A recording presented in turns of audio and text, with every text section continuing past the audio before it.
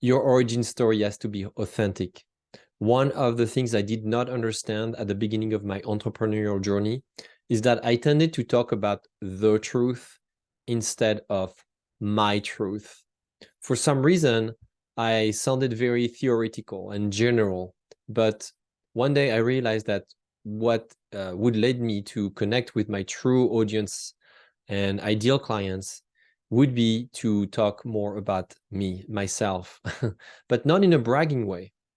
Uh, it would be talking about what I experienced and including the struggles that I overcame. And so I had to be vulnerable. I had to talk about my difficulties as an entrepreneur, as a leader.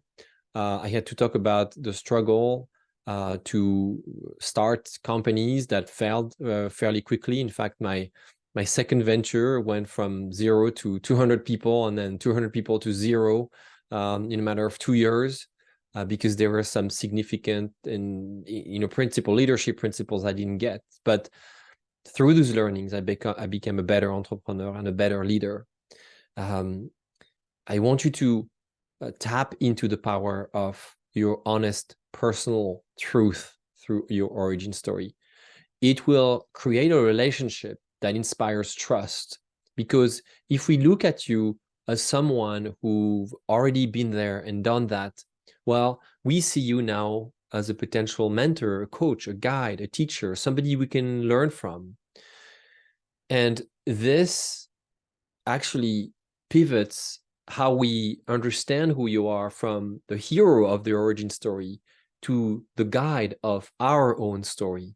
So that's what I mean when I say that in your origin story, we also see a little bit of our story and our potential future. Most likely a better future, because through your origin story, you can show that you saw something, you recognize it, and you decided to do something about it. You decided to act on it. That's what I mean by an authentic origin story. Now, it's important to say that your situation before you had this aha moment, this defining moment that I talk about in previous segments of this course, was not necessarily a bed of roses, right? It was probably not very easy for you every day. Maybe you suffered anxiety or lack of confidence or lack of money to start, or you were bullied, or you had mental health issues or lack of resilience, whatever the case might be. So talk about those difficulties. Don't necessarily dwell on those difficulties. Mention them honestly, simply. Like I said, it doesn't have to be, your origin story should not be an act of literature. Your origin story should be plain speak, in the language of the people that you are trying to mobilize, in your own language. It doesn't have to be this beautiful, extraordinary tale of heroism. It should be simple, just simple and honest and transparent and just authentic, the way you talk and the way you talk to the people that you want to mobilize. Hopefully the people you want to spend time with, the people you care about, that the people you love, the people you can help, and the people who are interested in your help. That's what your origin story does when it is authentic. And that's what I mean by an authentic origin story. So make sure that this quality shows through the way you pick your defining moment, the way you introduce yourself, the way you talk about life before the big change that you may have gone through, and then the moment of transformation and what you desired to do and the opportunity that you saw for everyone. Just say it. Just say the truth. Maybe it wasn't such a transformational moment. Don't stretch it if you don't feel like it was so incredibly big.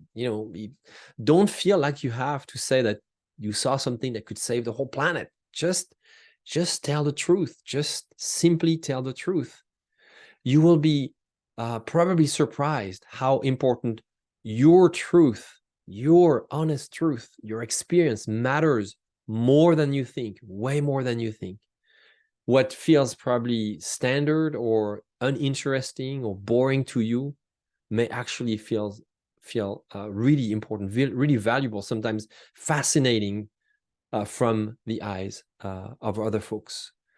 When I tell people about my story as an immigrant, for instance, in the United States, I immigrated here in 2008, right at the beginning, right just before the economy crashed in the United States. I came from France. I didn't know anyone. My English was really so-so. I was looking for a job, hopefully as a consultant. No one wanted to hire a French consultant, right? That part of my life, that part of my existence, my origin story as a consultant here in the United States feels kind of, yeah, but, yeah, that's what I did. And so what? But when I share it with people who want to experience a successful consulting career and want to experience a successful story of establishing themselves in a country, it becomes useful to them, right? Because they can glean some insights. The takeaways of that story is that some of the takeaways are that you can do it. You can be resilient. You can be resourceful. You can tap into your creativity to make it in a new culture. And it's not because the economy is completely crumbling that your life ends. There are so many things you can do in those moments. So these are some of the insights that they can glean, but there are many other ways to interpret that story. The narrative about my story can be multifaceted. I'm taking my own example to hopefully inspire you to just use your own truth, your own experience, reframe it through the framework that I'm giving you in this course, and share it with people who are, believe me, excited to hear it and listen to it and be inspired by your energy and your words. Be authentic.